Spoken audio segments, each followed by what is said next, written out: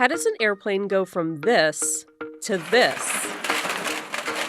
After flying around the world for decades, many planes end up here, stripped for parts and crushed for scrap. Airlines retire hundreds of planes every year. Some are put to rest because of a sudden drop in travel demand. Others are replaced by newer and more fuel-efficient aircraft. Many of them are just too old and costly to maintain. We view aircraft being retired around 27 years. We think that's the useful life of an aircraft. So when we think about the park fleet, 40% of it is over 20 years of age. So we think that 40% is likely a good candidate for retirement. Many of these permanently retired jets meet their end here, in the Arizona desert. Specialists remove hundreds of parts, from giant engines to critical sensors, oxygen masks to the pilot's seats. We could virtually find anything. It's just a matter of lead time. Together, the parts are worth millions of dollars on the secondhand market. One of the first things we'll do is we'll obviously take off the engines. They're the most valuable part of the aircraft operating out there, provided they're not also run out of time. Coming out of the pandemic, they're in high demand. Some parts are used to train new generations of pilots. Others are recycled, becoming furniture and even keychains. What's left gets crushed into scrap metal. CNBC traveled to Arizona to see what happens to airplanes after they land for the last time.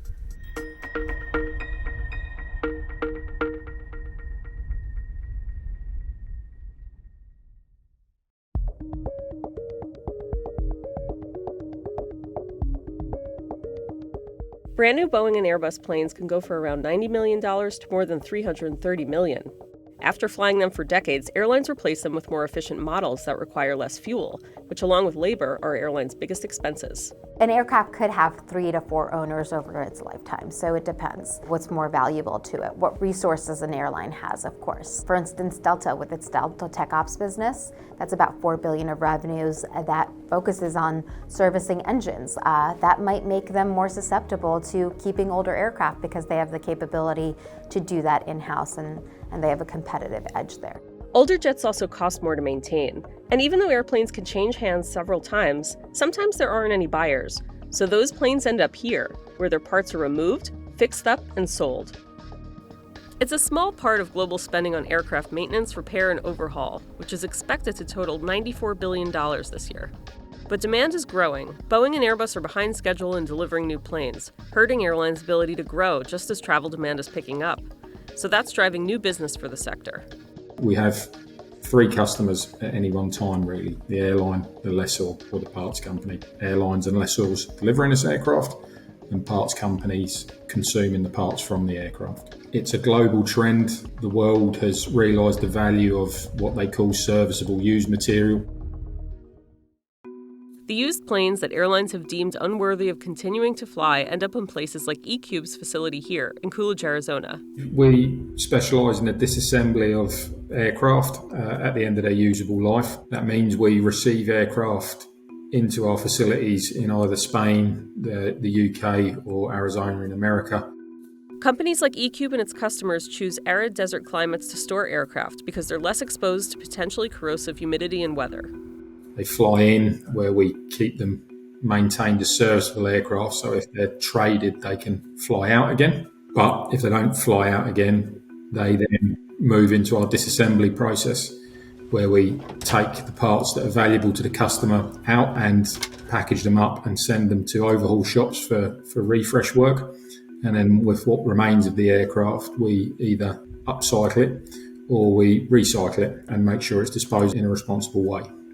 In nearly all cases, the most valuable parts are the engines. Engines retain their value over a much longer period than an airframe does. After the engines, it's generally the landing gear, but it's worth remembering all parts on an aircraft are expensive. It's just how expensive. Narrow-body engines can rent for more than $100,000 a month. The cost to lease used planes has been on the rise because airlines are holding on to their aircraft longer, but travel demand continues to rise. One of the first things we'll do is we'll obviously take off the engines. Then we'll work with our customers, and some teardowns could be as little as 200 or 300 parts. if it's a type aircraft that has a very high demand of parts in the network because there's a shortage of them, we'll take off up to 2,000 parts on a wide body. Inventory lists can include hundreds of items like expensive avionics, flight attendant handsets, food and beverage carts, windshields, and wing flaps. If you think of some of the small things that make up a cockpit that the pilot has to look at, we regularly remove those parts to supply back into the supply chain. The cockpit is a skeleton generally by the time we leave it. Once the parts are removed, they're inspected if they're going to fly again. A lot of the parts that come off just because they're being removed from an aircraft that was operating recently doesn't necessarily mean that they can be returned into just sold to an airline and be put on another airplane right away. They typically have to go through some level of inspection or functionality testing. So a lot of the aftermarket suppliers will take these parts off and then hold them until they have a potential buyer. Almost all of the aircraft is recycled. We recycle about 95% of the aircraft total through recycling parts and recycling the metal. Then the aircraft goes to the crush pad. We then contract with a firm that comes in and removes all the non-metallic parts, separates that out for different either recycling programs or for the small percentage that may go into a landfill. And then they'll crush the remaining hull and they sell that to a smelter at a mixed metal rate. The ones that aren't crushed remain in the desert with their fuselages and tails visible from miles away. Airplane parts harvested from older jets are becoming more important as the average age of the world's fleet is rising. Airlines are holding onto planes longer because it's hard to get new ones. Boeing and Airbus are sold out of narrow bodies through the latter part of this decade. The average retirement age of a narrow-body plane, which make up the bulk of the world's commercial fleet, last year was 24.5 years old, up from 22 years old a year earlier. That's putting pressure on aircraft owners to maintain older planes, in some cases with used but still usable parts. We've seen the aftermarket really accelerate above OE levels, and part of that is the aircraft fleet is getting older. Jefferies forecast the aircraft fleet of aircraft older than 6 years of age, and that's important because 6 years is when aircraft need maintenance, is going to be 17,000 aircraft by the end of this year. That's up from 14,000 in 2019, or up 19% versus 2019 levels. So that is growing much greater than the current existing fleet of new build aircraft. Part of that is being driven by supply chain shortages. We're not seeing new aircraft coming into the market. Older planes are flying more. Therefore, used parts are more valuable because we're seeing a push out of retirements because airlines are not getting their aircraft on time. Our priority continues to be execution stability, and while we still see some disruptions in the factory and in the supply chain, we're hard at work with our partners to address these issues and ultimately focused on meeting our customer commitments. But with airlines holding onto planes longer, that means there aren't as many aircraft to strip for parts. Some parts won't find new homes flying again. They might be too old or not make airlines cut to put on board with passengers.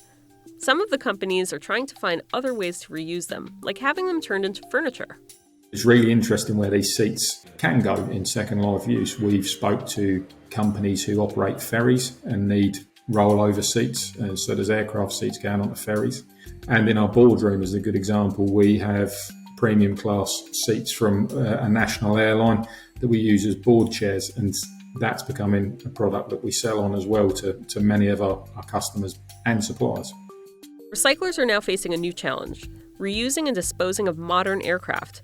Fuselages on the state-of-the-art jetliners like the Boeing 787 Dreamliner and Airbus A350 are made of carbon fiber, not the aluminum of past decades.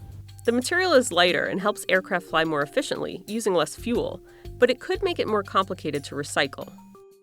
Companies like Ecubed and Ascent could soon be flooded with retired jets as deliveries of new planes pick up, especially if fuel prices rise, forcing airlines to further tamp down costs, such as by using more fuel-efficient engines.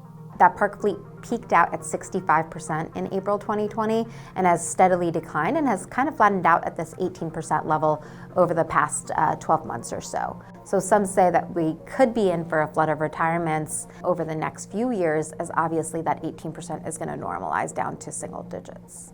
That will increase pressure on companies to figure out how to recycle aircraft as those planes reach the end of their lives. The number keeps rising on what we think we can recycle as an industry. And obviously, the only acceptable number in the end is 100%. We have to strive for 100% recycle. But we're not quite there yet.